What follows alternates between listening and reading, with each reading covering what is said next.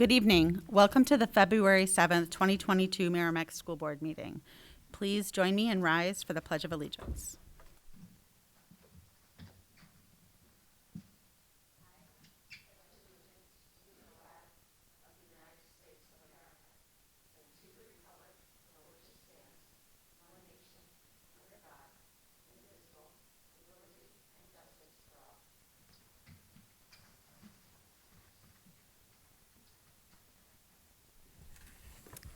Next, we're going to go on to public participation. If anyone here would like to address the public, please stand up to the microphone and state your name and address for the record.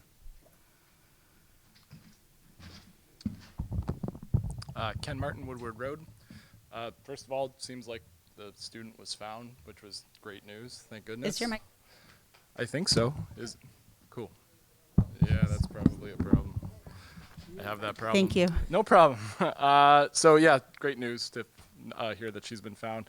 And then the other great news I just wanted to say thank you for was the new contract for Mr. Olson, which I think is great news to have just that consistency, and his professional, calm demeanor is refreshing. So I know I speak for many when I say I think that's great news. So thank you. Shannon. Yes, we do have three. So first is from Lindsay Tebow, 19 Pleasant Street. I'm writing to once again ask for the mask policy to be changed to completely optional and for normal practices to be reinstated. There are surrounding towns changing their mask policies to optional for students and staff.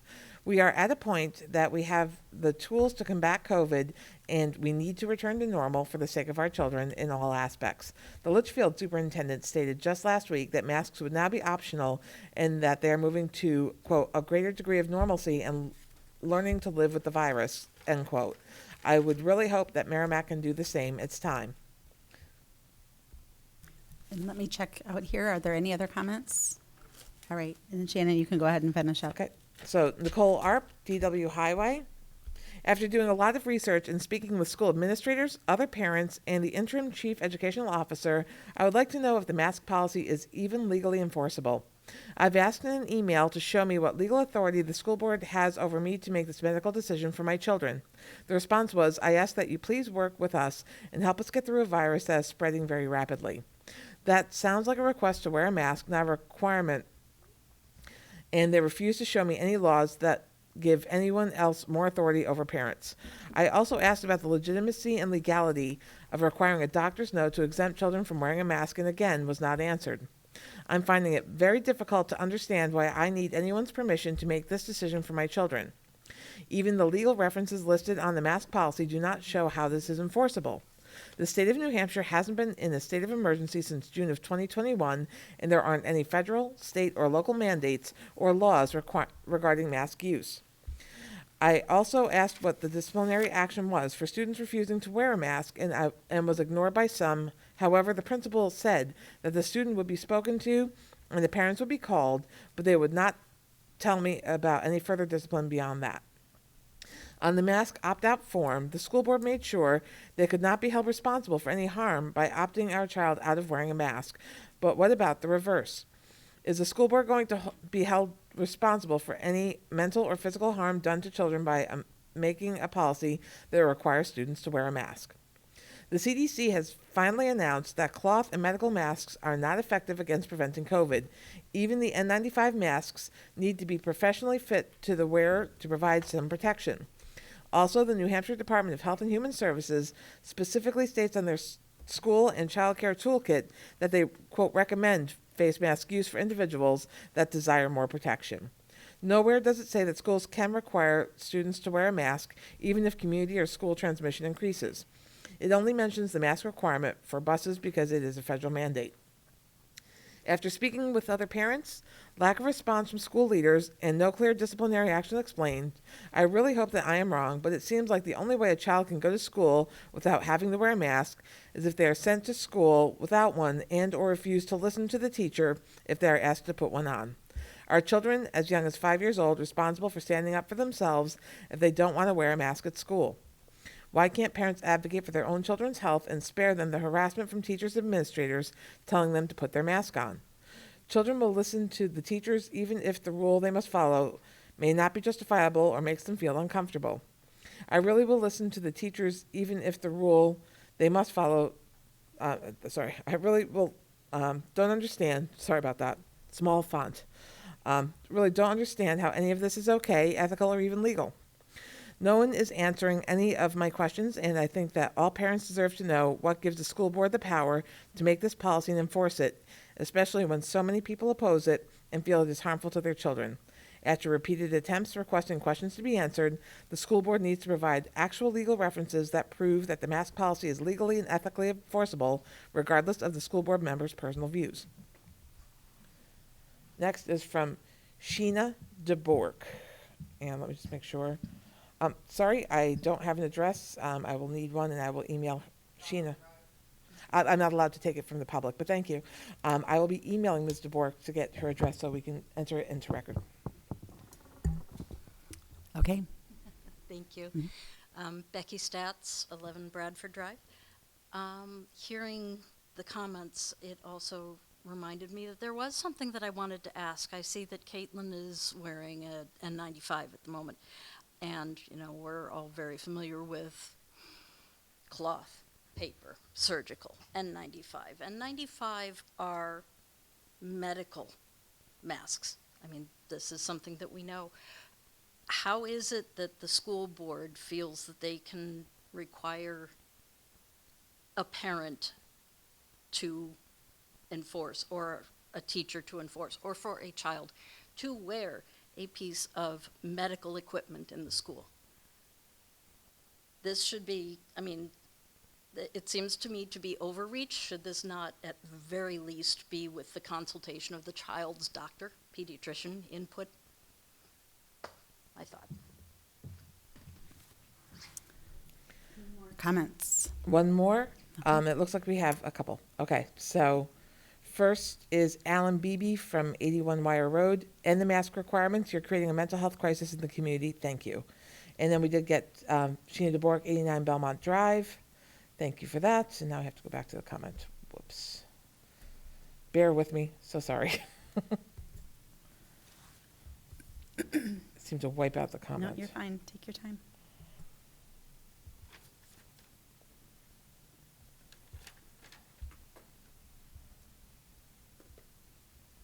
And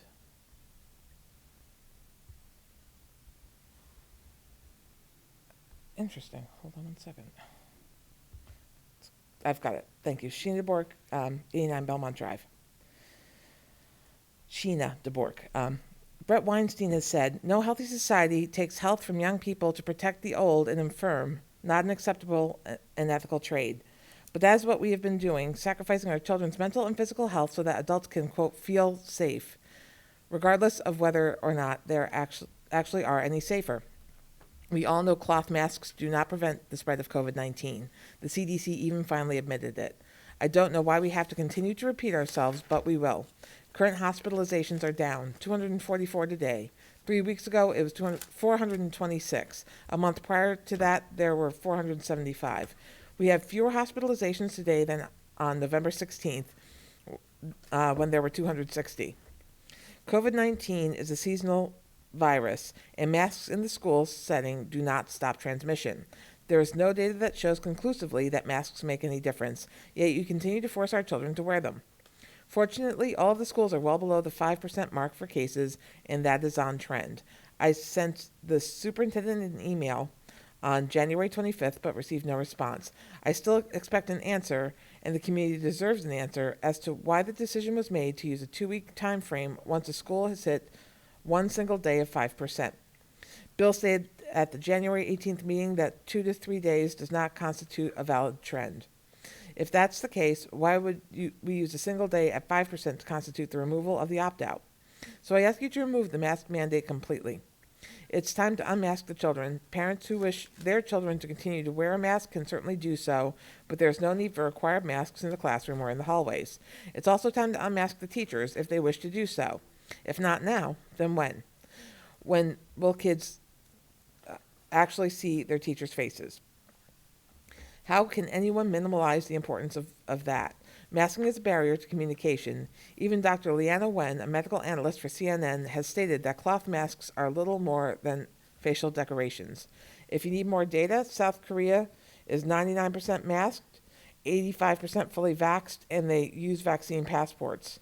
The number of daily new cases were still higher than they've ever been in January. Washington State has a mask mandate, yet daily new cases per 1 million a couple of weeks ago were 7 times higher than when mandates were reinstated in August of 2021. You cannot mask your way out of COVID cases. Again, I will also ask you to review the policy you've implemented in which a child who is, quote, up to date with vaccination can go to school if in close contact with a sick family member, but a child who has not been vaccinated or not up to date, regardless of whether or not he's had COVID, has to be quarantined. Please explain to me how this makes any kind of sense. If it did, you wouldn't allow a grace period. So where is the off-ramp? Where does it end?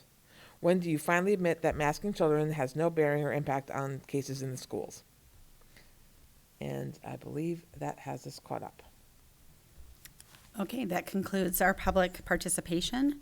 Next, before we move on further, I just wanted to state that the Assistant Superintendent for Curriculum, Kim Yarlett, is excused. And then next up is recognitions. Any recognitions today? Okay. No recognitions this evening. Okay. Before we move into the informational updates, I wanted to move the item under new business, item number 6 up, which is an update on the concession stand at Merrimack High School. Dr. Rob Wolf, I'd like to invite you up to the microphone here. Yeah. And thank you for coming tonight. My name's Rob Wolf. I'm a member of a small You can Merrimack just charity, click the green, the light so it turns on green, then we can, it'll go there. Perfect, thank you. My name is Rob Wolf. I'm a member of a small Merrimack charity called Laura's World Fund. Last year, the board gave our charity permission to upgrade the concession stand at the high school football field. I'm here tonight just to ask permission to let students place personalized bricks on the walkway around the concession stand at the football field. And I've brought some examples of that, if I may pass them out.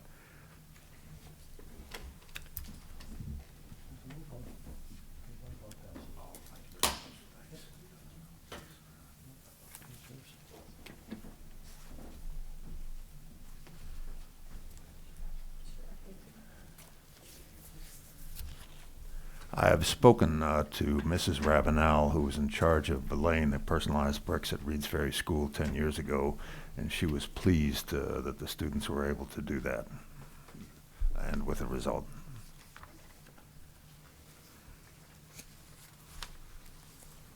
We hope to have the walkway laid in the spring, which is why I'm here now. We were hoping to get permission to do a mailing to students and alumni, and after that, perhaps flyers in the cafeteria when we get close to actually laying the bricks. Board, do you have any questions? Okay, Lori, go ahead. If you just So I think this is wonderful. My only thing is I think it should go to the Planning and Building Committee too, to see this, so they have a chance to weigh in. Shannon? I'm not sure this is something, just to your point, Lori, that this is something planning and building would necessarily need to oversee. It's not a building, it's just really, a walkway. And I don't think we get into like the aesthetics. The questions that I do have is you're asking about a mailing.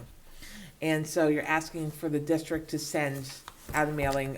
So how would the communication come back through? I assume to your organization's email, but, Yes, ma'am. On page 5 of this handout, just at the page after an example of the bricks, we have right at the bottom is how to, if you want to have a personalized brick, how to do that. And yes, the brick folks, the Polar Engraving Company, lets us know how many bricks have been ordered, and will give us the names of everyone. and then those would be laid with your permission around the refreshment stand Okay. in May.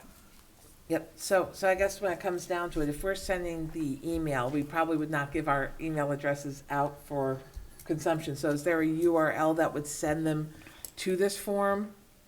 I was hoping that we could pass out, or I should say mail out at our expense. Really, this whole project is at the charity's expense, not the school district's.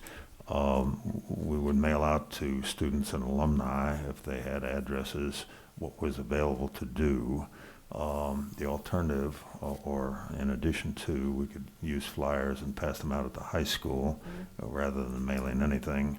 I don't know that the alumni would then know anything that this was available. A similar thing has been done in other areas, including Fenway Park. Yeah, I think it's really, for me, it's about student data and that, sending through, our district information that we have to keep protected. That's the only thing I'm really, because I like the ideas of what you're wanting to do here. And my concern is like accessing like addresses and of students. Yes, ma'am. We could provide envelopes, the enclosure to tell how to order your bricks and what the bricks look like, and postage and everything that to someone at the school, and they could address the envelopes if they preferred that. That way we wouldn't have the information on addresses and anything if that seemed to be a problem. We would provide all the expenses of the mailing, and the addresses could be just labeled, address labels could be put on the envelopes at the school if you prefer. Yeah, I'm really trying to vet, because I know that the things you're trying to accomplish are going to leave 03054, because if you're dealing with alumni, they're people that didn't stay in Merrimack. Yes, ma'am. And so I do understand that too. I don't know how we would help with that either. I don't think we have those. We I wouldn't think we necessarily those have that, addresses. Yes, ma'am. But what I would say is, just because I have a marketing background, I think if I had to give you a suggestion, there's something called shared mail. Like you get the flyers every week in, like for Shaw's and all that. That's a shared mail service, and there are a couple different ones out there that would get to every household, zip code targeted. I think Okay. that might be your best bet, and I think that there are things that we could do on our website that might be more Okay, efficient as sure. well. Yes. That if there's a URL we could link to, those are things that would take the personal information out of it, and that they could go directly to you to engage on those donations to make the walkway to build the, you know what I'm saying? So we don't get into student data databases. Yes, ma'am. I, as I say, talked to Mrs. Ravenel, who did this at Reeds Ferry School about 10 years ago. Yep. And she, and I think, was satisfied with the result. I don't have any particular agenda as to how to get the information out Yeah, that no, you can purchase bricks, anything we but can do whatever to you help, but suggest. yeah. Yeah, we're trying to figure out how we can help, because Right. we're so appreciative of the Absolutely. snack shop, and, and I think that your cause is a very good one, and the bricks is a great idea, and, Yeah. and I would say in the last 10 years, we have further abilities to communicate with our population, for lack of a better word. So we have a district email, perhaps even a graphic of what you're doing, or any links to the program or whatever. We could send that out district-wide, and, I can certainly provide whatever you recommend, and we could do that. That would save the postage, which is a very expensive way to reach out to so many people that Sure. you might, I would think you'd get really solid results, with something that's a graphic that would go district-wide, and then we would just need to provide approval to let that go district-wide to support. And I think we'd be I would definitely be supportive of that. But yeah, the thing about, the Reeds Ferry project, it was done by the school for the school. Yes. And you're an external entity, so that's where the data. Well, we wouldn't want the data. No, but we can't, being able to use our databases to get into that. But I think that there are ways we can work around it that would promote it well. But I don't know that we can use our student databases. And I just would probably refer to our director of technology, but we have such stringent rules around protecting student data that we would be, I'd be very cautious about how we would leverage that. We would certainly be glad and happy to use the website, Oh, the absolutely. Okay, so we could school's maybe- website. And also, we wanted to know if passing out flyers or just making them available in a cafeteria or someplace like that prior to the laying of bricks would be something that would be okay or not. Well, you can absolutely do that because, and that is just something that can go to every school. Because we allow so much to go out, we have to allow everything to go out. So that wouldn't even need board approval. I mean, So within it would reason. be okay to say to the folks at each school that we have flyers that can be passed They out. can go that- out home in backpacks and things like Okay, that. yes. I mean, that we can absolutely do. And then the second part, which we haven't done, would require board approval, and someone keep me honest here, I think I'm right. You know, if we used the district communication, let's say to promote the bricks, we would need to approve that. And putting it on the website, we would just need to approve that. And Whatever that would you be- think is best for the students and the alumni. Yeah. And just Lori Rothhaus wanted to say something. I just want to say a couple of things. First of all, I want to thank you for everything that you've done with Laura's World. Thank You know, I personally got to know Laura. She was amazing, beautiful in every way, a cheerleader. Thank you. And that devastating loss, you've gone so far. And if the board will indulge me, I just want to tell a little story about Dr. Wolf. In 2007, I was the homeless liaison in Nashua, and we had a boy who came from Sierra Leone into Liberia, and he was homeless, and he had nowhere to go. And he didn't want to go to Lowell. The only home he knew was Nashua High South. So Dr. Wolf agreed to pay for him to live in a house in Nashua until he graduated from high school. And I never got a chance to publicly thank you, but our hearts in education, they're all our kids. And so thank you for all you've done. Thank you very much. Shannon? I didn't know if anyone else wanted to weigh in, but I would be glad to make a motion to approve that the Laura's World Fund communications be promoted through our notification, our email notification system and our website, promoting this brick walkway. Thank you very much. I thank you. I really, you've done wonderful work in the community and across the world, honestly. Thank you very much. Sean Powers, who was the original person from the high school athletic department, or father of football players, has been talking a long time with Mr. Chevenal, and should I use him as our contact person then? Yeah. Very good, Yes. thank you. Yes. We have a motion on the table. Do we have a second? Yeah, I'll second. Made by Jenna. Any other comments to that motion? Jenna? I was just gonna, I don't know whether this is, I wanted to say this before you made your motion, but it's okay. It's fine. I just want to say, those of us that have kids at the high school, we get a Merrimack, we get an alert from the PTG every Monday. I don't know if you're on their mailer, but that would be another thing as well, that we should probably contact the Merrimack High School PTG. I get a text on my phone, and then I get, I think, an email. I get it multiple different ways. And then, so that is, and any Merrimack High School social media is obviously a big one, but that PTG one, I read it every week, and I just go through line by line, okay, that doesn't apply to me, and I read it, so that's another. Thank you very much. Okay, any other comments? All right, all those in favor signify by saying aye. Aye. Opposed? That's 500. And feel free to coordinate with Mr. Chevenal. Thank you for another wonderful thing that Laura's World Fund is doing. We're very much looking forward to that concession stand. I know I'm familiar with other work that the organization has done. I personally contribute to the education of 2 children in Ethiopia, and I know that your organization has also put a playground in that school as well. So we have that shared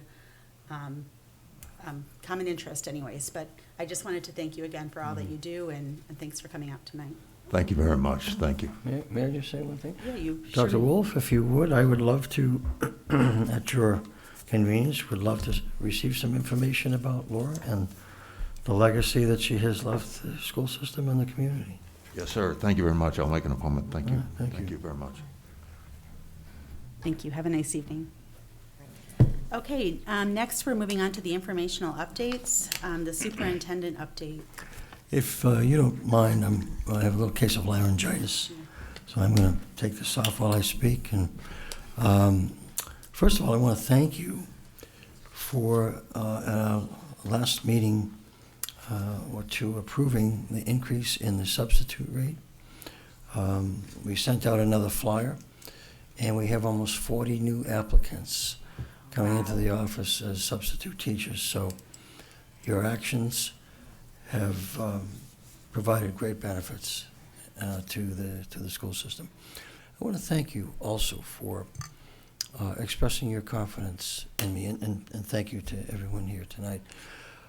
You know, when you start work in an organization, you never quite know what to expect, but this has been a wonderful school district, a wonderful community, and I thoroughly enjoy working with all of you. So thank you very much from myself and my family for making it so enjoyable, and hopefully we'll make great things happen. I can't tell you how much I enjoy working with Matt and Kim and Melissa and our leadership team and our entire staff, and so just a sincere note of thanks to you for your confidence. I'm going to give a little bit of Kim's update also. We had just a terrific session with Jay McTighe. Jay is known around the world as sort of the guru of understanding by design, the backwards design model of curriculum development. We've used it in a number of school systems that I've been associated with. And certainly here, we started at about, I think it was 3 o'clock on a Friday afternoon. And I think some of us, if Jay had have gone about another 2 hours, we would have stayed with him. He was that interesting. And so he has taken Merrimack on as a very special partner. And we are working with Jay to implement his understanding by design model, which has very visible impacts when you walk into a classroom in terms of what you will expect and what you will actually see. And so I congratulate Kim for developing that relationship with Jay, because he is, I've known him for, I don't know him well, but he did some work for me a number of years ago. He is universally extraordinarily well received by professionals across the nation and across the world. So he will do great things with us in partnering with us. Also, we have our first visioning meeting coming up on the 17th, about a week and a half from now. We're looking forward to getting that process started, and we're very excited about that process. We have our school calendar meeting this week. We will be, I've invited 2 members of, talked with Don Chisholm, and we have 2 members of the staff who will be working with us in a working session on developing the calendar that we will present to you. We're going to sort of change the format of the calendar, change the look and the feel of the calendar a little bit more to make it, I think, a little bit more user-friendly. What I'm also going to be doing is distributing to the staff a document that I've developed in the past. The material comes primarily from the University of Missouri, and it's called a Guide to Cultural and Religious Observances. What it does is it provides staff with an insight of what students and their families experience when they celebrate different occasions. That has been useful over many years for teachers in terms of understanding when perhaps not to schedule an exam. It's been helpful to us in terms of when not to schedule a particular event or a concert on a holiday of significance to various people. And so I'll show you a copy of that when we present the calendar, the school calendar, but that will be meant for the staff to use, and I found that to be very helpful in the past. We want to be very sensitive to our students and families across the town in terms of are they fasting, are they needing to take days off on various religious and cultural observances. So it can only help, and I'm looking forward to presenting that to you. We have a couple of vaccine clinics coming up, in the next week to week and a half. Received a message from Erin Olson from the Health Department today that the town has scheduled a clinic on the 16th of this month. Just looking for my information on it. And we will put that on the website. Melissa Fazlick, our HR coordinator, our director, has worked with Rite Aid, and we also have another vaccine clinic scheduled for the 17th of this month, February 17th, 4 to 7 p.m. At the Merrimack High School cafeteria. And we'll send out information to families and staff on those two clinics. And let's see, from the high school, very quickly, each year, Operation Homefront presents the Military Child of the Year Award to one outstanding young person from each of the military organizations, each of the military branches. Of the nearly 2 million military children who serve our nation alongside their parents, Alexis Poison was nominated for national recognition for her efforts and accomplishments. She was then selected as one of 15 semifinalists for the Air Force, and Alexis will find out in March if she moves on as a finalist, and that is an extraordinary recognition. So we congratulate Alexis. The National Field Hockey Coaches Association, the National High School Academic Squad was announced today. It includes several Merrimack High School Tomahawks. I'll briefly read their names. Julia Bell, and I apologize if I pronounce her name incorrectly. Julia Bell, Megan Cottrell, Kaylee DeDonna, Courtney Farrar, Elise Fazano, Piper Fectu, Morgan Flatt, Natalia Gonzalez, Grace Harper, Kaylee Leone, Gwen Morales, Taylor Rizzoui, Haley Rivette, and Megan Shepard. And we congratulate every one of them for their outstanding sportsmanship and their outstanding academic abilities. Two-time defending Granite State Challenge team won its first match this past Saturday and is moving on to the second round. The girls varsity basketball team finished the season 10-8, earning a number 8 seed, and will host a first-round playoff game tomorrow night at 7 o'clock against Dover. And 2 music students, Trey Grant and Nadia Harold, attended the New Hampshire All-State Jazz Festival, quite an accomplishment, on Friday, February 4th. So we congratulate all of the Merrimack High School students who we noted.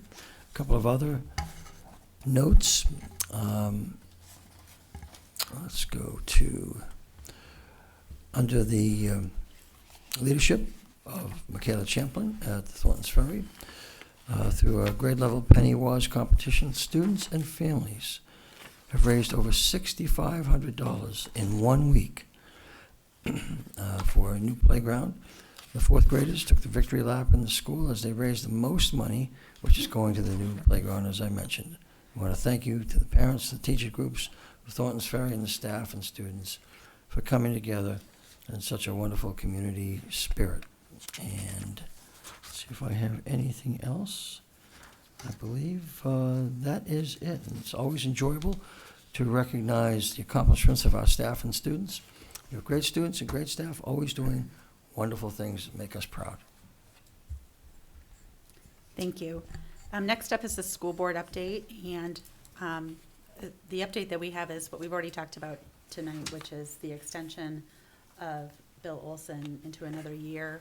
We're very thrilled about that. We're very, very thankful and grateful for his leadership and his experience in that you're able to work so well with our staff and families during these very challenging times, and we very much appreciate all the work that you're doing and all the progress we're making towards goals in a short amount of time already. So thank you, and we're very pleased to have you remain with us for another year.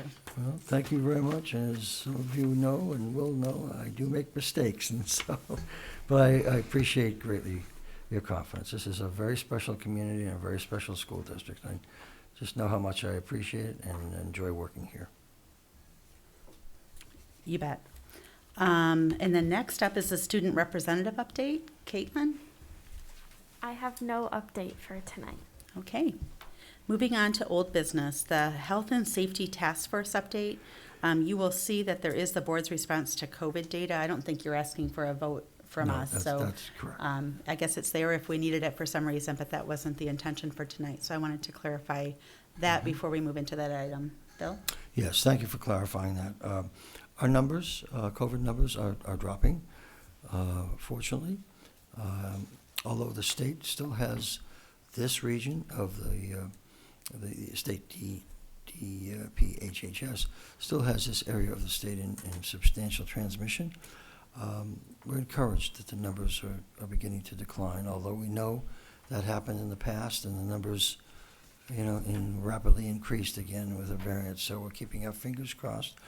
The Health and Safety Task Force had a very good past two meetings where we discussed the fact that we would now like to use a more specialized sort of group, a committee, which means our school nurses, that will be taking the place of the Health and Safety Task Force. We think that the task force has done its job, has provided excellent guidance. Many agree, some disagree, and that's okay. It's okay to disagree. We're just trying to do the right thing for our students and the right thing for our staff and families in general. And so what we're proposing is that the nurses basically meet with me about once every other week, and they will be forming the recommendations now because they're very close to the action here when it comes to COVID. And I strongly support that. We've had excellent conversations. They are right on top of things, all things COVID. They have been an extraordinary group to work with, very, very knowledgeable. The transition from a longer quarantine and isolation period to a 5-day isolation and quarantine period has been very smooth, primarily because the nurses have made personal contact with every family that has had a positive, a student that has been tested as positive. They've explained to the parents what to expect in terms of the first 5 days, what the expectations are for days 6 through 10, when the DHHS says they can return to school and to work. And so they've done an extraordinary job, and very proud of them in terms of how they've represented their profession, how they've represented the school district. And so that's where we're going to be going from this point on, is we're going to be going in a direction where the nurses will provide information to me that I will provide to you at any key point that a decision needs to be made. Thank you. And I did just have something that I wanted to ask on that. And I think, just as we have and have used guardrails when the numbers have been super high, I'd be really interested in our next meeting of what that recommendation is when we can release requirements, like for masking. If we get a positivity rate of X or it decreases to X, or we have X percentage of students, I think that it's fair to cover it on both ends, where we go, where we amp up, where we go down. So that is going to be part of every single conversation we have from this point on. I will be meeting with them. I think our next meeting is tomorrow, if I remember correctly, either tomorrow or Wednesday, but I believe tomorrow. And so I look forward to meeting with them, but that will be part of every discussion from this point on. Okay, thank you. Any comments on that? All right. The next item up is the board's response to the 2023 warrant articles. So when we last voted on the warrant articles, so before they went to the budget committee, board member Rothaus was excused and not able to join us. She's expressed an interest to have her vote added to the items as she chooses. And so what we wanted to do is just do a quick, we don't have to go through and have the full discussion that we had, but we can go through and review and do quick revotes. And we should be able to get through this pretty quickly. And that way the record can be updated for the taxpayers to give them the fullest breadth of, to So the if you five. just read it, I'm good with that. Yeah, okay. If you just say one. Do you want me to do one motion for all of them that we Yes, update? I think that's fine. Because I think they're all 400. Let me, Yeah, the only, my major point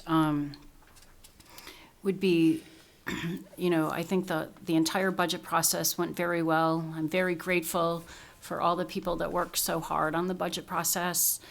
And, we have a lot of work ahead of us because I think it's critical that we get the teacher's contract passed. And so that would be the one place that I would have spoken to if I was here. But if you want to make a motion, Actually, Cinda, yes. I think we want to do something a little more formally, and I'm going to poach you for a second. I'm sorry, Lori. But I understand that there's been a change in the bottom line, and we should probably take a formal vote on the budget with the new number. Yeah, we have to do that. Yeah, because that's on the agenda, but should we just, because I know you were talking about doing a lump sum, so should we just maybe just go through instead? Because we Okay. do want to make that motion with the adjusted number in the warrant article, am I right? That's fine. I think we can go through them. I don't know that we need to read them all over again. I think we can just. No, if we just want to do a summarization of what they are, Yeah, we can do that. okay. So Article 1, we don't touch. That's the ballot. Article 2 is the Merrimack School Board being authorized on behalf of the district to accept gifts. That was recommended by the school board at 400. So I'd like to entertain a motion regarding the recommendation to recommend Article 2. And I'd like to go ahead and I'll take a motion in a second. So moved. A second, Jenna. All those in favor signify by saying aye. Aye. That is recommended 500. Article 3, that is the collective bargaining agreement reached between the school board and the Merrimack Teachers Association. And that was recommended by the school board 400 when we last vote. I'd like to have a motion to recommend, made by Shannon, second by Jenna. All those in favor signify by saying aye. Aye. That is now recommended by the board 500. Article 4, this one is if for some reason Article 3 is defeated, it does allow the school board to be able to call one special meeting. It was recommended by the school board 400. I'd like a motion to revote to recommend, made by Jenna, second by Lori. All those in favor signify by saying aye. Aye. That's moved to recommended 500. Next is the approve the cost items, Article 5. Shall the district approve the cost items included in the collective bargaining agreement reached between the school board and the Merrimack Teachers Association, which results in net changes in salaries and benefits. And that was approved originally by the school board 400. I'd like to accept a motion to revote on that, to recommend, made by Jenna, second by Lori. All those in favor signify by saying aye. Aye. Aye. That's 500. That was motion by Lori, second by Lori. Oh, second by Lori. Okay, sorry. I don't know what I said. Okay. I don't know. Then there's the special warrant article, and that is, shall the district raise and appropriate the sum of $1,600,500 for the purpose of roof replacement at the Thorntons Ferry School. That was voted by the school board at 400. I'd like an motion to revote to recommend, made by Lori Peters, second by Jenna. All those in favor signify by saying aye. Aye. Aye, 500. And then Article 7 is, shall the school district vote to authorize the school board indefinitely until specific rescission of the authority, which is about retaining some unassigned funds and the amount not to exceed 5% of the current fiscal year's net assessment. That was originally recommended by the school board 400. I'll accept a motion to revote to recommend, made by Jenna, second by Lori Peters. All those in favor signify by saying aye. Aye. Opposed. Aye, okay, and then opposed. So that one is That's Article 7. 7, yeah, Yep. 410. And then Article 8, and that's the operating budget, and that's the one Matt, you have a new number as it relates to the default. Yeah, the default, and when I had read the default in the last time, I read in last year's operating budget. So the new number for the default, it's not the new number, it's the correct number, is $83,174,461. In the backup materials posted online and the ones you have in front of you, it shows you that calculation that starts off with last year's budget. It adds in contractual obligations and other obligations by law, the retirement incentives, support staff salaries. It takes into account the savings by the 1.4% decrease in our guaranteed maximum rate of $426,000. The big ones are utilities, the Honeywell HVAC lease, and special services. So the new number is $83,174,461. And then the Budget Committee at their meeting last Tuesday voted to increase the operating budget by $10 to put in a line in the district budget for $10 for the raising of Brentwood as a ceremonial placeholder. So that number used to say 83,439,156. It now says 166. Shannon. A point of clarification before we vote on this new number from the Budget Committee. And my understanding of the authorization of the Budget Committee is that they can affect the bottom line number, but cannot affect any line within the budget. So with that, I want to make sure that my motion would not validate the scope creep of the Budget Committee's actions. They cannot put $10 in a line item. They can only put $10 to the bottom line. Am I getting that correct? That is correct. Any additions, changes, reductions they do all falls to the bottom line. It's and always has been the purview of the school board to spend it for any school purposes. Mm-hmm. So to be clear, that the Brentwood line would still be zero because we didn't authorize it to be anything but. Right. Thank you. The Budget Committee So- owns the budget. The Budget Committee put in a $10 increase, which I'm okay with. I mean, it's unnecessary. But if you don't mind, I would move that we pass Article 9, that the operating budget, 8, I'm sorry, it's 8. Sorry, I'm using before I took the one out. So that we authorize the budget for $83,439,166 with a default of $83,174,461. Do I have a second? Made by Jenna. Okay. Anyone want to speak to that? Now, again, there's no money in the Brentwood line item because the board did not authorize that. So I want to just be clear that we increased the bottom line by $10, and that's all we did. Lori? So my understanding is that the Budget Committee actually can make that line item and can put that $10 in there. Is that correct?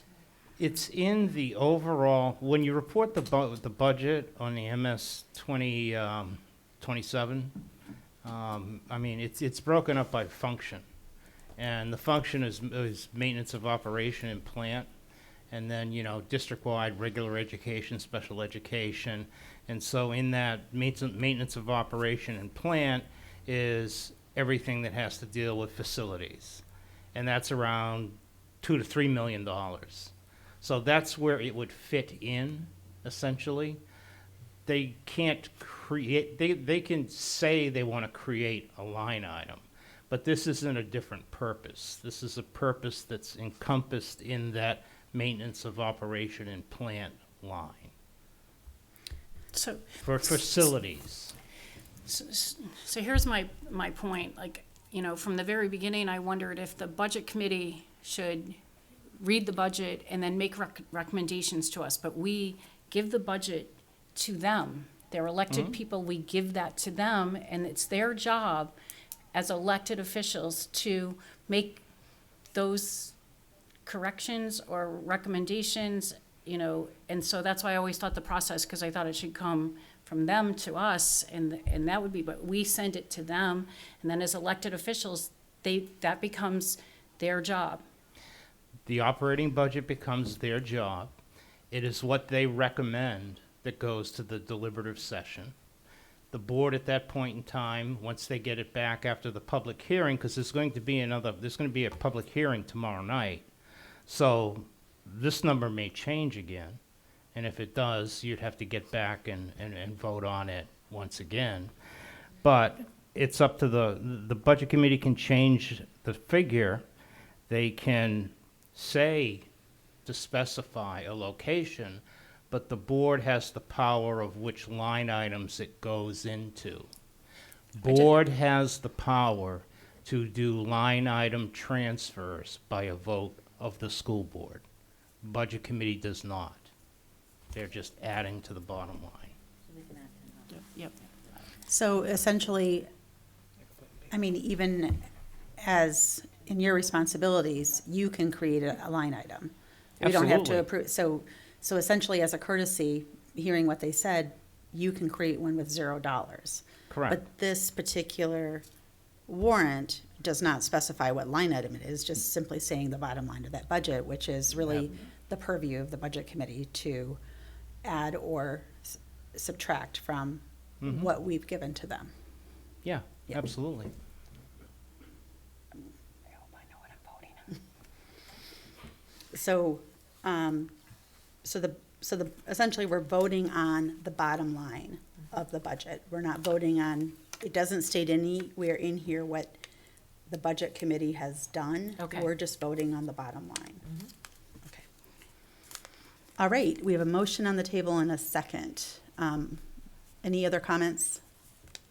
All right, all those in favor signify by saying aye. Aye. Opposed? 1.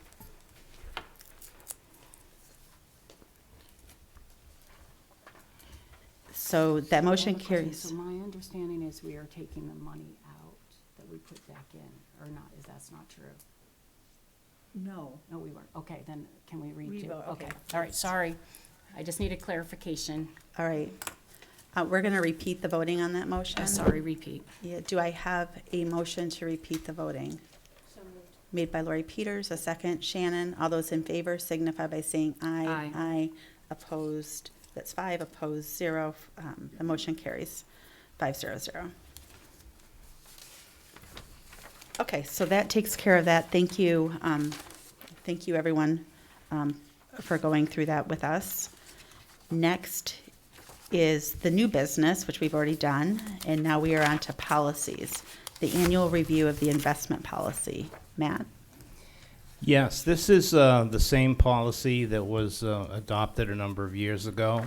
It still is appropriate and follows the letter of the law. It's just in the RSAs, you have to review it every single year.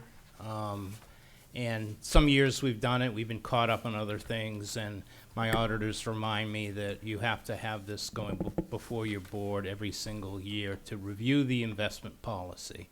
So if you have looked at it and reviewed it, consider your job complete. If there are any modifications, changes, or revisions, we can take care of that, and then we could address that at the next meeting. But that's all this is. And this is something that we do every year. Every year, And yes. do we don't ever go through 3 readings, it just, No. you give it to us, it goes on consent the following Yep, meeting. Okay, absolutely. all right, anyone have any objections to that? Okay, then let's move forward that way. If anyone has an issue, they can pull from consent, but we'll plan on it Yeah. being on consent. And then the next item is the first reading of revised drug-free workplace, drug-free schools policy. Matt? Yeah, we're getting into a couple of policies here, and we're gonna kind of continue on down that road for the next few meetings. These were policy updates that are required for us to have as a result of the Title I federal funds audit. They wanted us to update these policies and put the newer versions from New Hampshire School Boards Association in place. And so that's where we have this wording. This wording has gone back to the Department of Ed, Bureau of Internal Audits, and they agree this would be acceptable, and it will clear those two items from the audit report that they did a while ago. There's one more to go, but it's rather lengthy, so we figured we wouldn't stack that up right on top of this one. And if you want me to read these, I can read these as we've done in the past, or totally up to Yeah, I the think we board. should be consistent, so Okay. I think let's go ahead and read All right. it into the record. Drug-free workplace.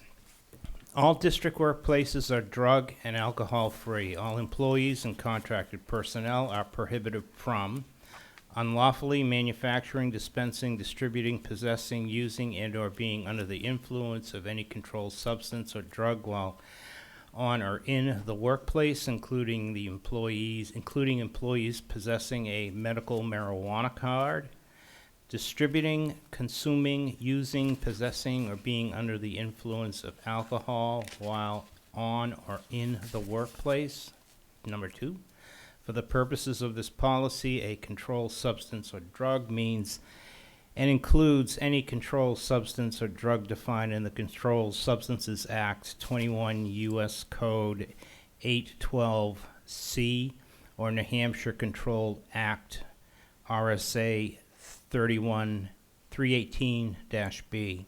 Number 3, for the purposes of this policy, workplace, with quotes around it, shall mean the site for the performance of work and will include at a minimum any district building or grounds owned or operated by the district and any school-owned vehicle and any other school-approved vehicle used to transport students to and from school or school activities. It shall also include off-school property during any school-sponsored or school-approved activity, event, or function such as field trip or athletic trip where students are under the jurisdiction, care, or control of the district. Number 4, as a condition of employment, each employee and all contracted personnel will A, abide by the terms of this policy respecting a drug and alcohol-free workplace, including any administrative rules, regulations, or procedures implementing this policy, and notify his or her supervisor of his or her conviction under any criminal drug statute for a violation occurring on district premises or while performing work for the district no later than 5 days after such conviction. Number 5, in order to make employees aware of dangers of drug and alcohol abuse, the district will endeavor to provide each employee with a copy of the district drug and alcohol-free workplace policy, post notice of the drug and alcohol-free workplace policy in a place where other information for employees is posted, establish a drug-free awareness program to educate employees about the dangers of drug abuse and drug use in the workplace, the specifics of this policy, including the consequences for violating the policy, and any information about available drugs and alcohol counseling, rehabilitation, reentry, or other employee assistance programs. B, district action upon violation of policy. An employee who violates this policy may be subject to disciplinary action, up to including termination of employment. Alternatively, the board may require an employee to successfully complete an appropriate drug or alcohol abuse employee assistance rehabilitation program. The board will take disciplinary action with respect to an employee convicted of a drug offense in the workplace, within 30 days of receiving notification of a conviction. Should district employees or contracted personnel be engaged in the performance of work under a federal contract or grant, under a state contract or grant, the superintendent will notify the appropriate state or federal agency from which the district receives contract or grant monies of an employee/contracted personnel's conviction within 10 days after receiving notice of the conviction. The processes for disciplinary action shall be those provided generally to other misconduct for the employee/contractor personnel as may be found in applicable collective bargaining agreements and individual contracts, school board policies, contractor agreements, and/or governing law. Disciplinary action should be applied consistently and fairly with respect to employees of the district and/or contractor personnel in the case may be. Drug-free school zone. Pursuant to New Hampshire's drug-free school zone law, RSA Chapter 193-B, it is unlawful for any person to manufacture, sell, prescribe, administer, dispense, or possess with intent to sell, dispense, or compound any controlled drug or its analog within a drug-free school zone. The superintendent is directed to assure that the district is and remains in compliance with the requirements of RSA 193-B, I, and NH Ed Part 316 with respect to establishment, mapping, and signage of the drug-free zone around each school of the district. Item D, implementation and review. The superintendent is directed to promulgate, help me with this one, Bill. Promulgate, thank you, administrative procedures and rules necessary and appropriate to implement the provisions of this policy.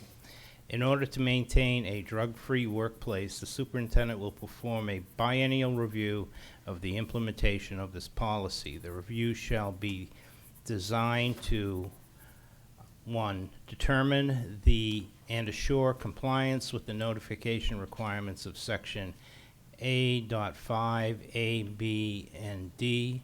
2, determine the effectiveness of programs established under paragraph A.5.C above. And 3, assure that disciplinary sanctions are consistently and fairly enforced.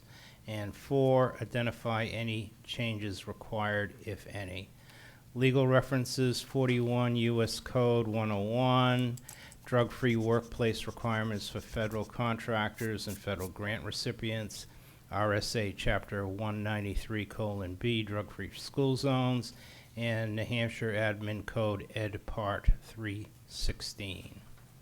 This is an update to a revision of an older policy that we had on the books that the Department of Ed has said we have to revise to this framework and this wording in order to be applicable to the audit requirements of receiving federal monies. The last part was my commentary, not part of the policy. Lori? So I'm grateful to see that we have the Employee Assistance Rehabilitation Program. 41 years in this business, and I've seen some really fine teachers get in trouble. And, I think it's really important that we have an outreach and we're proactive and we understand that, it takes years. It's a disease. Alcoholism and drug abuse is a disease. And if we could be proactive and help them, I think that would be, for me, really important. Thank you. Shannon? I know that it kind of falls into it but falls out of it, and I think that it's 4B that's got me, and it is that you have to notify your supervisor of your conviction under any criminal drug statute for a violation occurring on district premises. So if we have someone that is, in possession of a controlled substance outside of work, or they have a DUI outside of work, they're not required to report according to this. And maybe it's because it's a drug-free school zone policy, but I don't think there's a policy that takes it a step further. And I think, when we take teachers on, we do a thorough criminal background check. But if any criminal activity happens after their point of hire, and I've actually spoken to the DOE's attorneys about this at a collective bargaining seminar I was at, why do they not have requirements to report any criminal activity after they get hired? That we have to go find it. And it could be happening, again, out of state.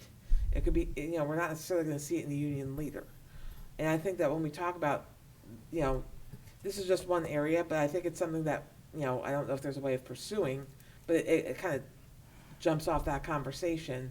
What can we do to have recourse or policy around those who may be, have criminal activity that, you know, from the date of hire?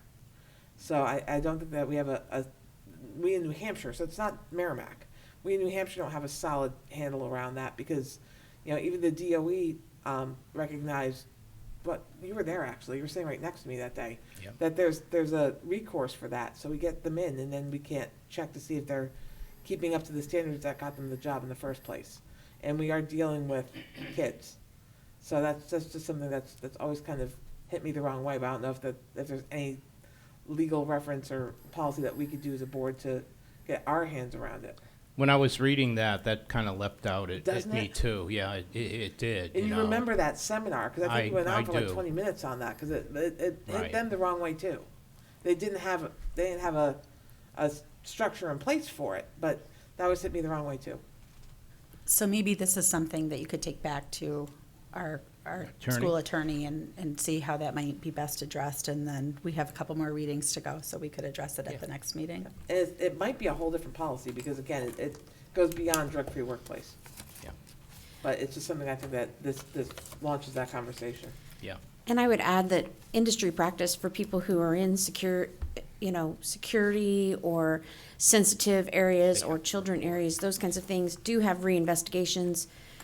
Federal security clearances, those things always have annual short investigation, 5-year reinvestigation. So I don't think as a district, we're outside the scope of what is the norm, especially working with kiddos. All right, that sounds good. Anything Yep. else on this one? All right, next is the first reading of the employment references and verification Matt, prohibiting. do you want me to read it? So you don't have to? You know, Mrs. Hardy, I think that would be outstanding of you. I All just right. felt bad when you have to read them, each one, back to back. All right, go right ahead. Since The floor it'll is just yours. flow a lot better and you'll be able to pronounce that word that I couldn't pronounce No, I prior. couldn't have, so that's fine. I've never seen that word before in my life. Okay, here we go. I'm just making sure. Employment references and verification, is that what I'm reading? Yeah. Okay. Employment references and verification prohibiting the aiding and abetting of such sexual abuse policy. The district shall act, the district shall act in good faith when providing employment references and verification of employment for current and former employees. The school district and its employees, contractors, and agents are prohibited from providing a recommendation of employment and/or from otherwise assisting any school employee, contractor, or agent in obtaining a new position or other employment if he, she, or the district has knowledge of or probable cause to believe that the other employee, contractor, or agent, alleged perpetrator, in quotes, engaged in illegal sexual misconduct with a minor or student. This prohibition does not include the routine transmission of administrative and personnel files. In addition, this prohibition does not apply if, 1, the information giving rise to probable cause has been properly reported to a law enforcement agency with jurisdiction. 2, the information giving rise to probably cause? Probable, yeah. The information giving rise to probable cause has been reported to any other authorities as required by local, state, or federal law. For instance, New Hampshire Division of Children, Youth, and Families, DCYF. And 3, at least one of the following conditions applies. A, the matter has been officially closed. B, the district officials have been notified by the prosecutor or police after an investigation that there is insufficient information for them to proceed. C, the school employee, contractor, or agent has been charged with and acquitted or otherwise exonerated. Or D, the case or investigation remains open and there have been no charges filed against or indictment of the school employee, contractor, or agent within 4 years of the date on which the information was reported to a law enforcement agency. Legal references, 20 U.S. Code 7926A, and I don't know what that little symbol is, but 8406A of the Elementary and Secondary Education Act / Every Student Succeeds Act. And it says first reading February 2nd, February 22, that today's the 7th, right? Right, that needs to be updated. Any comments on this one? Do you have any comments? No? Okay. All right. I did just have a question. Did you say we had a student discipline policy coming up to review? Yes, we do. We are still in the process of thoroughly reviewing it with the leadership team. I'll have another meeting this week to discuss it with them, but that will be coming forth very shortly to you. So I'd like to discuss a possible policy. I've been thinking about this for a long time, and I think it's something that's really important. I know we've talked about the student handbook and student discipline, but I think that graduation should not be used as a behavioral consequence, especially for a level 1 through 4 offense. A level 5 offense would be student with a weapon or a student made a viable threat about graduation. I think that would be cause to have a student not walk at graduation. But I feel that graduation senior year is a very stressful time for kids, and we're doing a lot with social emotional, trying to understand it, but that we have to expect. It's really important to be proactive with kids, talking to them about the transition of leaving high school, going to college, or going to community college, or going to work. And sometimes during that period of time, during that stress, some of our students do act out. And so I just don't think we should be using graduation as a, punishment, if possible. I'd like to add on to what Lori's saying in our development of policies. Graduation is the culmination of their entire education, and I don't think in those level 1 through 4 offenses that a student should be defined by one moment, and graduation be completely withheld, because it's the culmination of their whole education career, not just that one moment. And as somebody who was the recipient of an attempt to do that, I just full disclosure, in my private school when I was growing up, I really do believe that as part of our restoring and redemptive discipline processes, we need to not use that as really a weapon against a student, because it's devastating. For a lifetime. I'm in complete agreement. Yeah. We will have that conversation with the administration. Yeah, I agree as well. I think times change. There's ways that we need to handle things. And, part of education is teaching and fulfilling that student. And that's a really terrible way to leave the K through 12 experience, to feel like a failure, for a kid in those situations when that happens. So, yes, I agree with what I've heard, and I would appreciate you bringing that back. Okay. The approval of the minutes, the December 6, 2021 non-public minutes. I have a motion made by Shannon, second by Lori Rothaus. All those in favor signify by saying aye. Aye opposed, that's 500. Next up is the January 11th, 2022 public minutes. Do I have a motion? Made by Lori Rothaus, second. Made by Jenna. Any updates, changes, edits? None. All those in favor signify by saying aye. Aye. Opposed? None. 500. And then finally, the January 18th public and non-public minutes. Do I have a motion to accept the minutes? Made by Shannon, second, Lori Peters. Any updates or changes or edits to the public minutes? Seeing none, all those in favor signify by saying aye. Aye. Aye. That's 500. Thank you. I didn't vote because I wasn't here. Oh, sorry, you abstained. I'm sorry. See. I thought I heard you say aye. So.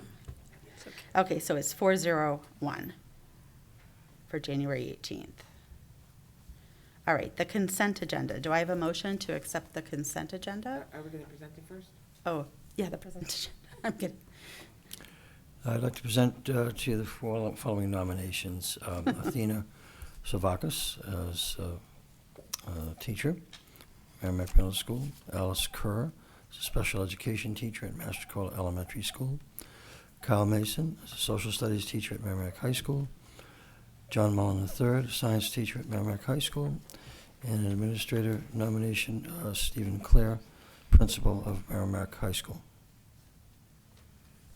Okay, now do I have a motion to accept the consent agenda? Made by Shannon, a second by Lori Rothaus. All those in favor signify by saying aye. Aye. Aye. And that's 500. Thank you. Acceptance of gifts and grants under $5,000. Matt? Yes, thank you. Tonight we have two very generous donations. One from the Nancy A. Miller Trustee Fund to Merrimack High School in the amount of $2,500 to purchase lacrosse equipment for the players. The second one is the Alex Bronchuk Memorial Foundation to Merrimack High School in the amount of $3,000 for purchasing lacrosse equipment for the players. It's my understanding that these could be uniforms. I know what it says on the form, but they kind of wanted to keep that quiet, but I probably shouldn't have said uniforms, but I said uniforms because it's on the form. So we accept their very generous negotiations and very generous donations. This is an awesome part on their part to help our kids. So. Thank you. Do I have a motion to accept that, Lori Rothaus? All right, thanks. And a second by Jenna. And certainly we do send our appreciation and gratitude for these donations, absolutely. All those in favor signify by saying aye. Aye. Opposed, that's 500.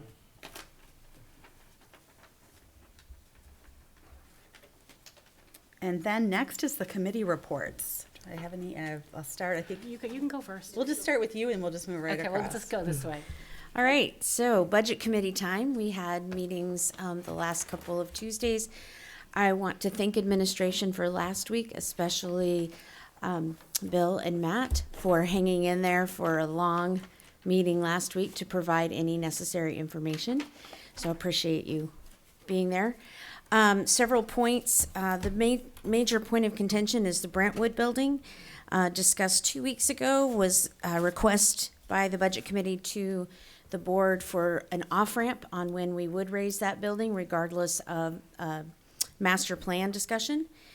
In light of that, as we discussed earlier, they increased the budget in the hopes that we would have a line item that we could move surplus to raise the Brentwood building this next year.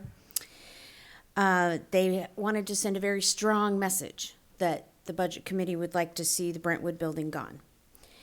The second item that came up was 2 weeks ago in the technology director's budget presentation, requesting that the board work with the technology director for looking for a lease option for some important technology equipment that needs to be replaced versus a purchase option. And then the third request was actually made of administration, but I think it is a good point to bring to the board. It was requested a comparison of teachers that have resigned this year as previous years in light of going to competitors who have higher salaries or teachers who are actually just leaving the teaching career altogether. But they would like, in light of the MTA contract and the adjustment, the market adjustment to the pay grid, just a simple breakdown of how many teachers have been leaving for our competitors. Okay. And there's a public hearing tomorrow night on petition warrant articles. That's great, and that's at James Mastercola Upper Elementary School all-purpose room. Any other, Jenna? So there was a CIA, Curriculum Instruction and Assessment Committee meeting on January 20th. There were multiple things on the agenda. The biggest one was the update for the NEASC visit, which is the New England Association of Schools and Colleges. That visit is going to be May 15th through the 18th. I sort of got all the information about what this is, kind of a big deal. They are in the process of writing their priority areas of growth narrative. This was very interesting to me, so I'm going to read not this whole document, but this part. There are certain priorities areas identified by the NEASC team during their previous visit, which was in 2019, and those areas were as follows.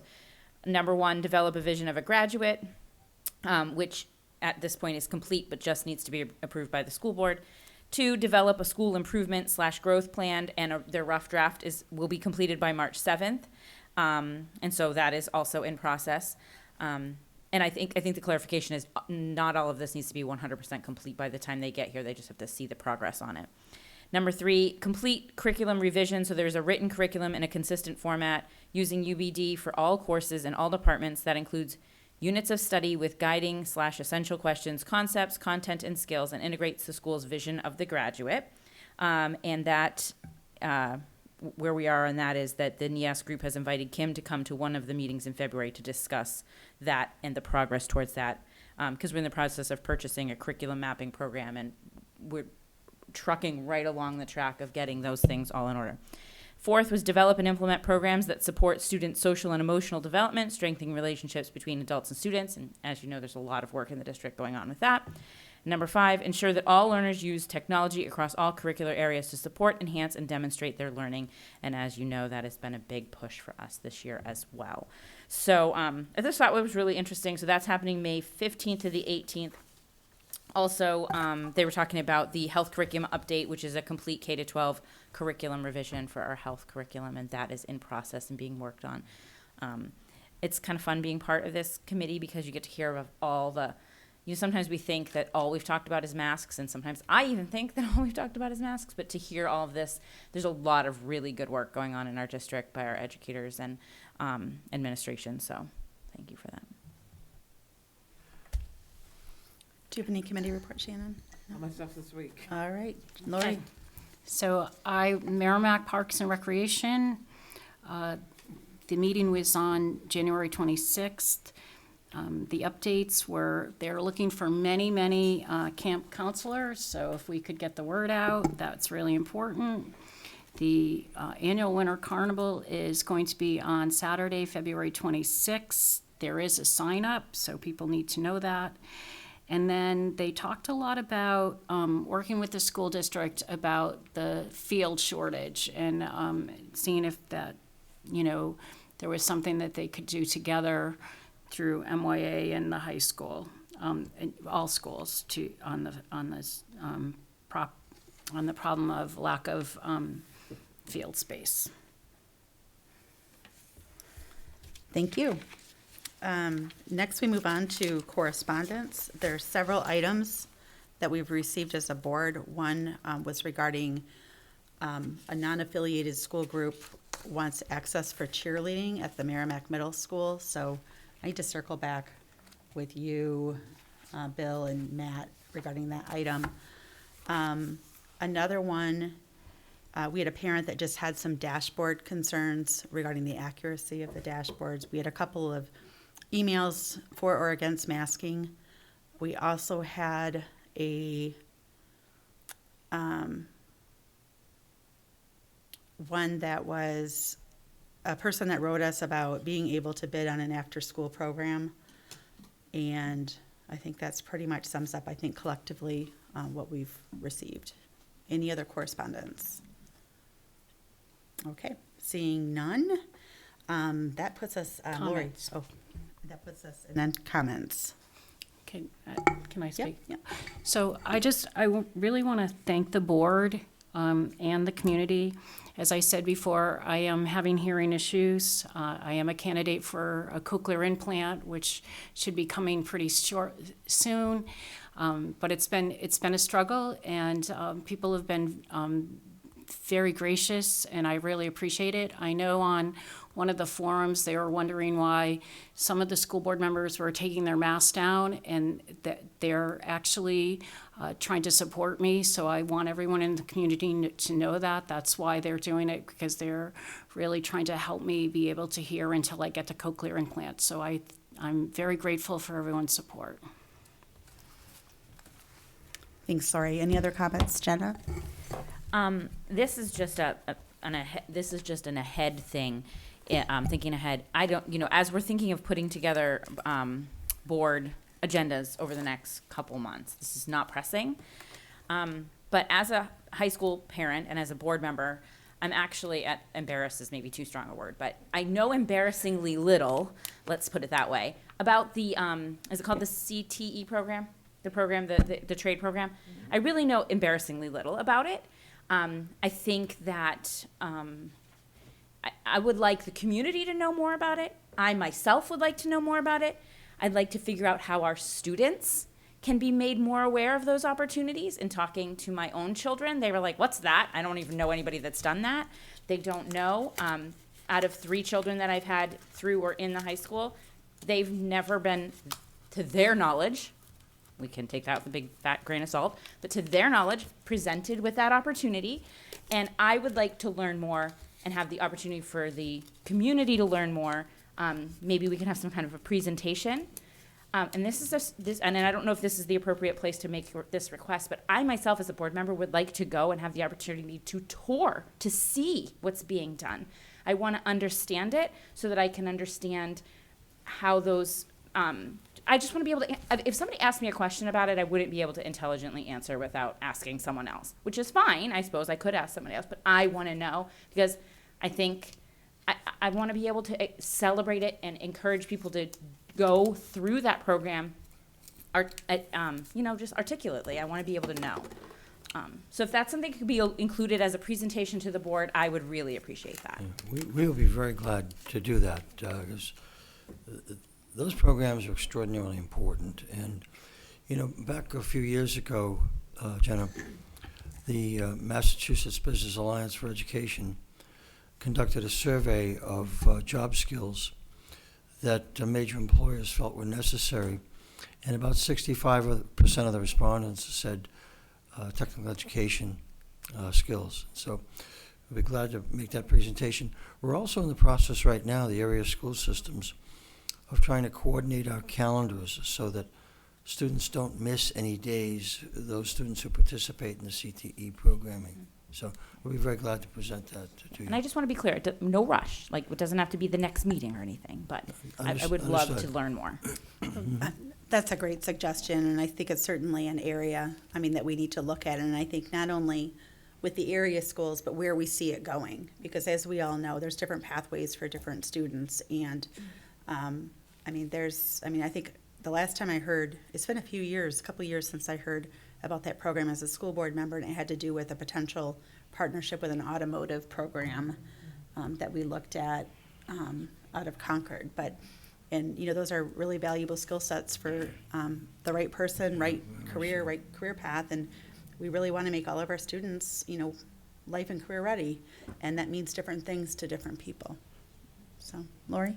I was just going to say, I appreciate Jenna bringing that up because I think that, with the future CT programs and you look at, what the jobs are and to get that experience in high school and to be able to go from high school into a nursing program or culinary arts or, hair design, cosmetology, all those programs are really critical in getting the word out. So any student that wants that opportunity, because once you miss it, you can't go back. So you can't be like a senior and say, oh, I want to do this. You have to do it early. So it really has to start like their sophomore year. So I appreciate that. Thank you, Jenna.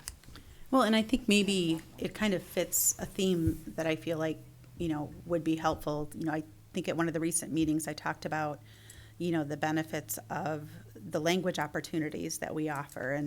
And certainly there's that, I think, and maybe we're doing some things like that with the students, but maybe we need to make it a little bigger event in having Adam Carragher work with Steve and Claire on kind of as kids get ready to do that transition, where they can get that knowledge gathering in an assembly or maybe other things in addition to what we're already doing. Okay, so public comment, sorry. Did you have something else? Oh, I just was going to say that I spoke with Assistant Superintendent Yarlett, and I will be joining the task force as the school board representative as we develop the new vision, mission, and strategic plan. As Bill said, the meetings will be coming very soon. That's wonderful. And is Lori Rothaus on that as well? Are you on the vision committee with Kim? Yeah, So I think we have two representatives, is that, okay. And then public comments on agenda items, I think we'll do the same thing. We'll start out here, and then we'll move to what's online, where I believe we have two. So go ahead, Kathy, you have the floor. Hi, Kathy Comer, Belmont Drive.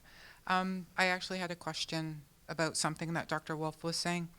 Who is going to actually vet what is written on the bricks themselves? Like, are anybody going to be able to put whatever they want on them, or is somebody going to look at them and say that's appropriate, that's not appropriate? And then he made another comment about sending all the information out to other schools.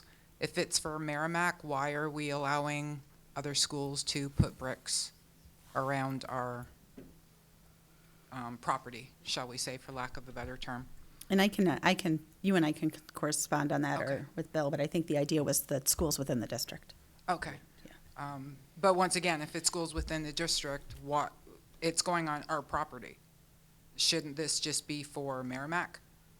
And Right. Merrimack alum, or? I think it's the various schools, like the three elementary schools, the Oh, okay. middle school, high school, Okay. within our district schools. Okay, thank you for that. Bill, get rid of the mask mandate. You'll have more than 40 people applying for the sub positions. And Matt, I just had a question about the 2 gifts that we were given. Is that for all players, male and female teams, or is that specific to male teams or specific to female teams? Does anybody know that? For the lacrosse gifts that were given? I would have to find that out. The monies? Because it would only be fair if it was given to both teams, not just one team. Because the girls always seem to lose out when it comes to getting anything for sports. That's all. Thank you. All right, Shannon, we're next Okay, here. so first we have Michelle Caracados, Swift Lane. Hello, my name is Michelle Caracados from Swift Lane. I recently pulled my youngest from Thornton's Ferry after 1 day of the mask mandate. She was anxious, had stomach pains, a headache, and said she hates school and never wants to go back. This is not like her. She has compromised all fall with before and after care and hallway masking, and we went to the eye doctor, regular doctor, and couldn't figure out why she had headaches. That day, it hit me. The masking is causing issues for my child, and now, as a first grader, she wanted nothing to do with school. As a school counselor and former preschool teacher for years, this broke my heart. I pulled her because her safety is my first priority. My oldest is in middle school and wanting to stay to be with her friends. I'm asking you to drop this mandate before I pull another child. We are seeing even schools in Massachusetts, who are more strict than New Hampshire, start allowing kids to be mask-free. Everyone who wants to be vaccinated has had the chance now. We need to be done with this madness and abuse. Michelle. And any other, from out here, any other comments from the public? Okay, back. Sarah Locke, Coda Road. Thank you all for your patience and still showing up to do your jobs. I know it's not easy to be on a school board these days, and your dedication has not gone unnoticed. Tonight, I just want to say thank you. There were no recognitions earlier, but I've recognized so much good lately. Thank you to Julie DeLuca and Michaela Champlin for being champions for the kids in so many ways, in every way necessary, regardless of it being their job or not. Thank you to the DPW and district facilities employees for their work in super annoying weather conditions to keep our school property safe and accessible. Thank you to Haley Fallon, the school counselor at TFS, for her relationship building with the kids and killer dedication shown when teaching boring things like parts of the brain when they have way cooler things happening like camping day. Thank you to Bill Olson for stepping in when necessary and playing mediator to ensure the best interest of the kids is on record. Thank you to the PTTF for your incredible dedication to TFS and aggressive goals to create the most inclusive school we can have. May we all remember to say thank you and remember that our kids are our future and they deserve all of this. Sarah Locke. And we did get one more. Alan Beebe, 81 Wire Road. It's absolutely insane to me that the school board meeting will end with the mask mandate still in place. To pass the buck and put this on the school nurses is a total lack of leadership. I fully support every single parent that sends their kids to school without a mask starting tomorrow. I'll be joining you as I always have. This whole debate is over and it's incredibly sad that you're continuing it. And that seems to be the last email. Okay. Sorry, Kathy Comer, Belmont Drive. Just got an email from Hudson. School board has voted to make masks recommended, not required, starting tomorrow morning. That's for the entire district. So maybe you guys can follow that. And I just wanted to say that we did wrap up our non-public work earlier before, so we don't need to continue. So I just need a motion to adjourn. Made by Lori Rothaus, second by Shannon. And all those in favor signify by saying aye. Aye. Thanks, everyone. Thanks for joining in, and have a good night.